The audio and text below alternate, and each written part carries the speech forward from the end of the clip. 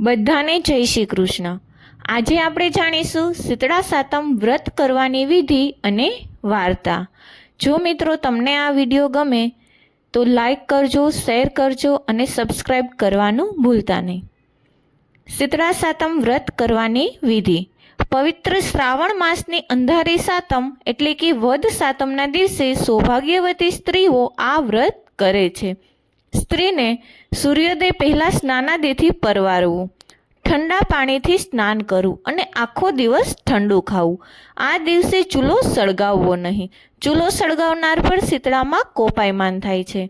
ત્યારબાદ ઘીનો દીવો કરી અને શીતળા માતાની વાર્તા કહેવી અથવા તો સાંભળવી।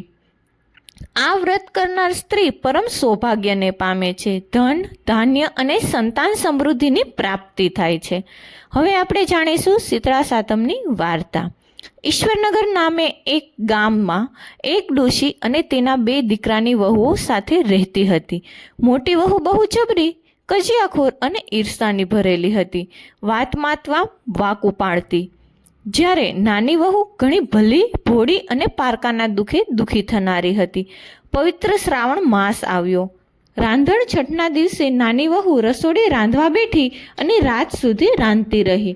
પછી ચૂલો ઠારવાનો વિચાર કરતી હતી ત્યાં પારણે પોઢેલો એનો નાનો છોકરો રડવા લાગ્યો। તેથી સાતે કામ પડતા મૂકી અને નાની વહુએ છોકરાને ખોળે લઈ જરા આડા પડખે થઈ। દિવસ આખાનો થાક હોવાથી જરાક આંખ મળી ગઈ અને ચૂલો ઠારવાનો રહી ગયો। અડધી રાત પછી શીતળામાં ઘેર ઘેર ફરવા નીકળ્યા।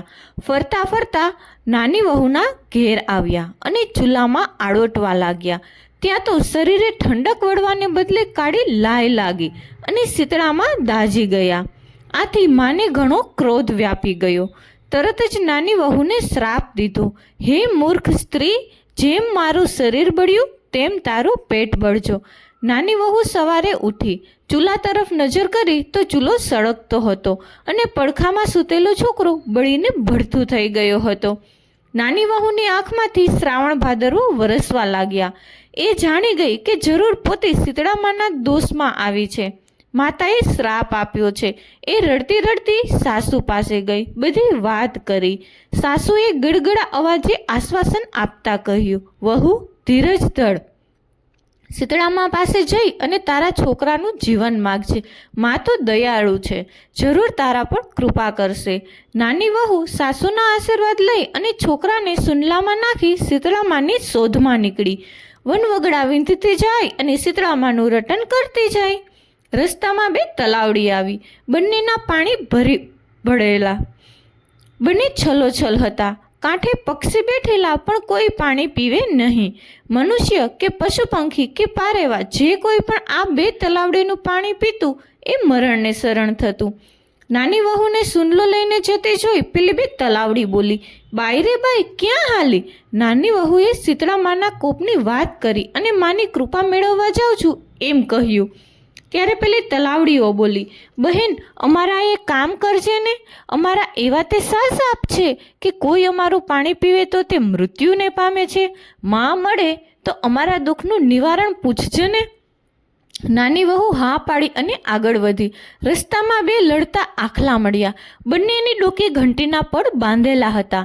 નાની વહુને જોઈને પૂછ્યું, વહુ ક્યાં હાલી? નાની વહુએ શીતળામાના કોપની વાત કરી। ત્યારે પેલા આખલા બોલ્યા, અમારું એ એક કામ કરજે ને, અમે સદાય લડ્યા જ કરીએ છીએ, અમારા પાપનું નિવારણ પૂછજે ને। નાની વહુએ હા પાડી।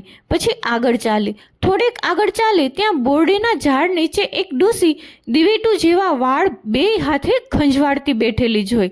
વહુને જોઈને ડોસી બોલી, બાઈ રે બાઈ, આમ હાંફળી ફાફડી તે ક્યાં ચાલી? વહુએ શીતળા માતાના કોપની વાત કરી। ત્યારે ડોસી બોલી, અલી જરાક મારું માથું તો જોતી જા। નાની વહુને ઉતાવળ હતી પણ એ ઘણી દયાળુ હતી। મરેલા છોકરાને ડોસીમાના ખોળામાં મૂકી એ તો બેઠી જૂ વીણવા માટે। થોડી વાર ખંજવાળ મટી ગઈ તો ડોસીએ આશીર્વાદ આપ્યા, જેવું મારું માથું ઠર્યું એવું તારું પેટ ઠરજો। એટલામાં તો થયો ચમત્કાર। ડોસીના ખોળામાં પડેલો મરેલો છોકરો હાથ પગ ઉછાળી અને કિલકારી દેવા લાગ્યો। નાની વહુ તો તરત જ જાણી ગઈ કે આ જ શીતળામાં છે. એ એમના પગમાં ઢળી પડી અને બોલી, માં, મને માફ કરી દો. મેં તો તમારું શરીર બાળેલું, પરંતુ તમે તો મારું પેટ ઠાર્યું છે. તમને મારા લાખ લાખ વંદન, માં. પછી તલાવડીના કષ્ટનું નિવારણ પૂછતા શીતળામાં બોલ્યા, પરભવમાં બંને શોક્ય હતી. દી ઉગ્યાથી દી આથમ્યા સુધી લડ્યા જ કરે, કોઈને છાશ પાણી આપે નહીં. એટલે આ જન્મે કોઈ એનું પાણી પીતું નથી. પરંતુ તું ખોબો ભરી પાણી પીજે એટલે એમના પાપો દૂર થશે. પછી નાની વહુએ આખલાના દુઃખની વાત કરી તો શીતળામાં બોલ્યા, દીકરી, પરભવે એ બંને દેરાણી જેઠાણી હતા. ઈર્ષા દ્વેષથી ભરેલી હતી. કોઈને દળવા ન દે, ખાંડવાય ન દે. તેથી આ ભવે આખલા થઈ ડોકે ઘંટીના પડ બાંધી લડ્યા કરે છે. તું એમને ડોકેથી ઘંટીના પડ છોડી નાખજે, તેથી એમના પાપ નાશ પામશે. નાની વહુ શીતળામાના આશીર્વાદ લઈ હરખાથી પાછી ફરી. રસ્તામાં આખલાને ડોકેથી ઘંટીના પડ છોડ્યા, તલાવડીનું પાણી પીધું અને દીકરાને રમાડતી રમાડતી ઘેર આવી. સાસુ તો છોકરાને જીવતો જોઈ અને રાજીના રેડ થઈ ગયા, પણ જેઠાણીના કાળજામાં કાળી બળતરા થઈ. એ કરતાં ફરી શ્રાવણ માસ આવ્યો. જેઠાણીની દેરાણીની જેમ શીતળામાના દર્શનની ઈચ્છા થઈ. રાંધણ છઠ્ઠે ચૂલો બેઠી અને રાતે ચૂલો ઠાર્યા વગર જ સૂઈ ગઈ. રાતે શીતળામાં ચૂલામાં આડોટવા આવ્યા. શરીર દાઝ્યું, તેથી શ્રાપ દીધો અને જેઠાણીનો દીકરો ભડથું થઈ ગયો. સવારે દીકરાને મરેલા જોઈ જેઠાણી વિલાપ કરવાના બદલે ખુશ થઈ અને મરેલા દીકરાને સૂંડલે નાખી શીતળામાને ગોતવા નીકળી. રસ્તામાં બે તલાવડીએ એને ઊભી રાખી અને પૂછ્યું, બાઈ રે બાઈ, ક્યાં હાલી? તો જેઠાણીને નાકનું ટેરવું ચઢાવતા કહ્યું, તમારી સી પંચાયત? દેખાતું નથી, મારો દીકરો મરી ગયો છે, તેથી શીતળામાને ગોતવા જાઉં છું. અમારું કામ કરીશ? તલાવડીએ પૂછ્યું. તો જેઠાણીએ 10 શેરીઓ ડોકું ધૂણાવી અને ચાલતી પકડી. આગળ જતાં આખલા મળ્યા. એને નન્નો સંભળાવી દીધો. આગળ જતાં બોરડીના ઝાડ નીચે ચિથરે હાલ બેઠેલી ડોસી મળી. ડોસીએ માથું જોઈ દેવાનું કહ્યું તો જેઠાણી કાળ ઝાડ થઈ જતાં બોલી, એ ડોસલી, હું કાંઈ તારા જેવી નવરી નથી તે તારું માથું જોવા બેસું. હું તો જાઉં છું શીતળામા પાસે.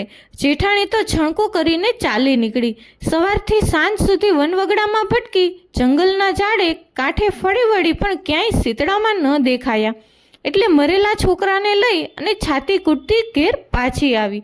હે શીતળામાં, જેવા દેરાણી જેઠાણીને ફર્યા એવા સૌને ફળજો. જય હો શીતળામાં.